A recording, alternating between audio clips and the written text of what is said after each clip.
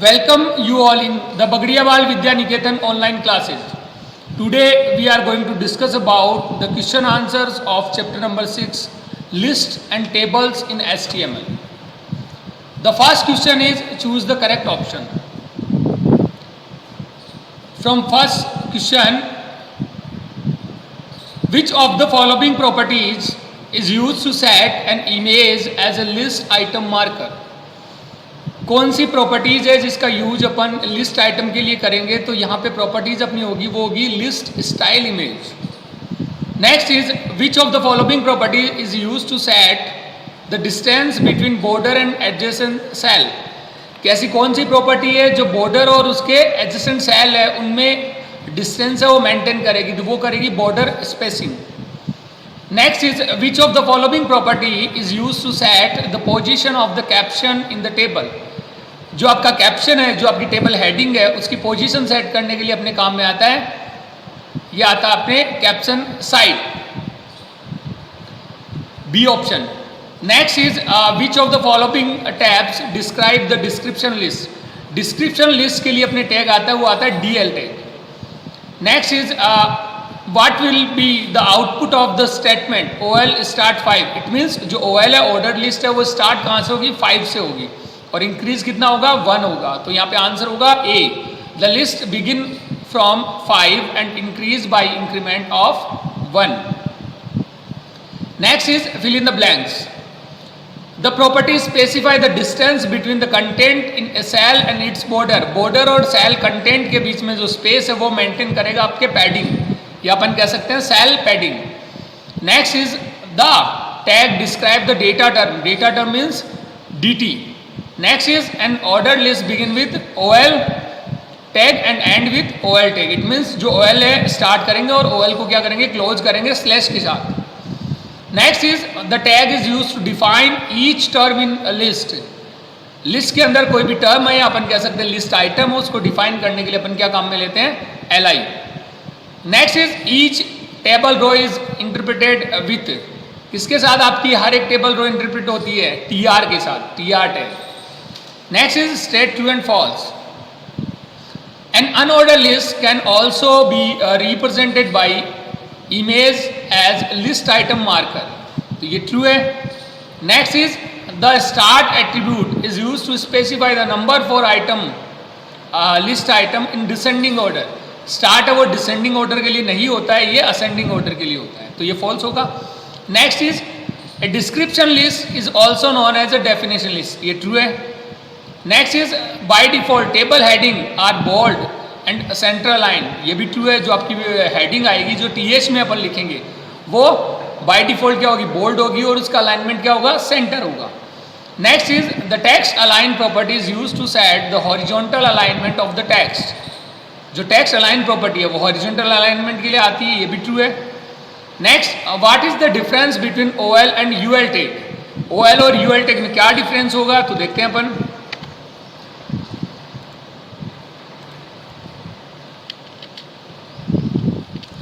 OL tag.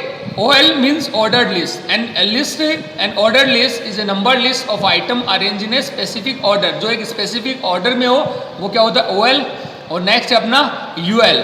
And unordered list is a type of list of items that are not arranged in a specific order. जिनका कोई specific order नहीं होता है, जिसमें अपन क्या use करते हैं? बुलेट्स यूज करते हैं, सर्कल्स यूज करते हैं या स्क्वायर यूज करते हैं एटसेट्रा.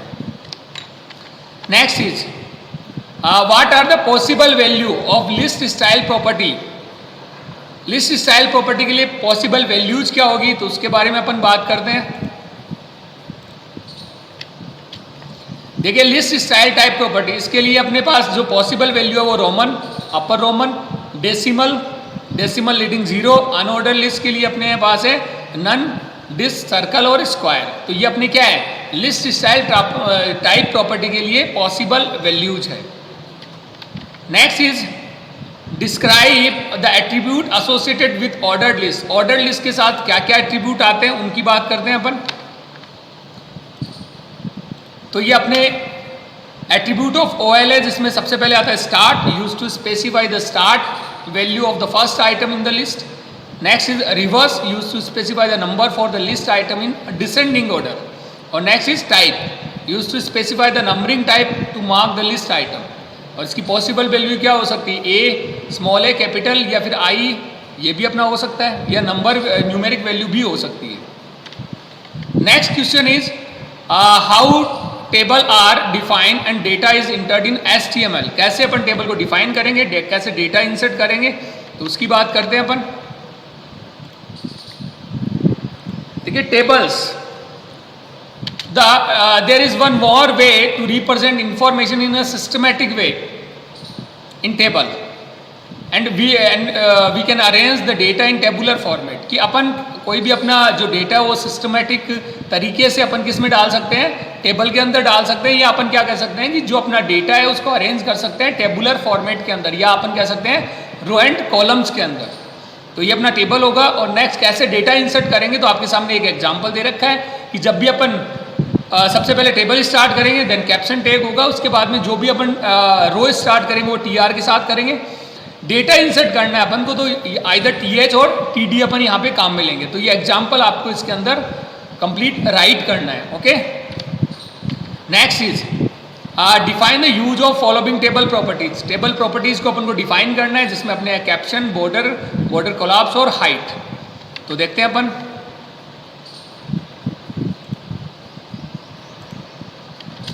देन सबसे पहले आता है अपने caption side, to set the position of the caption. ये हो गया अपना जो अपना टेबल है उसकी हेडिंग होगी, उसे अपन कैप्शन में लिखते हैं, तो उसकी पोजीशन के लिए अपने काम में आता है कैप्शन साइड।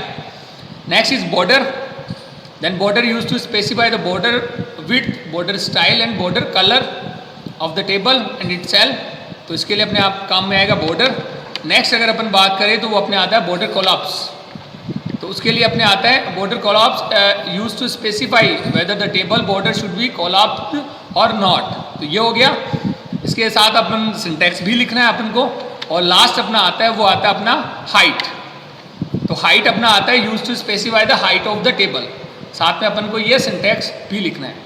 ओके, तो ये थी अपने question answers of chapter list and table in HTML।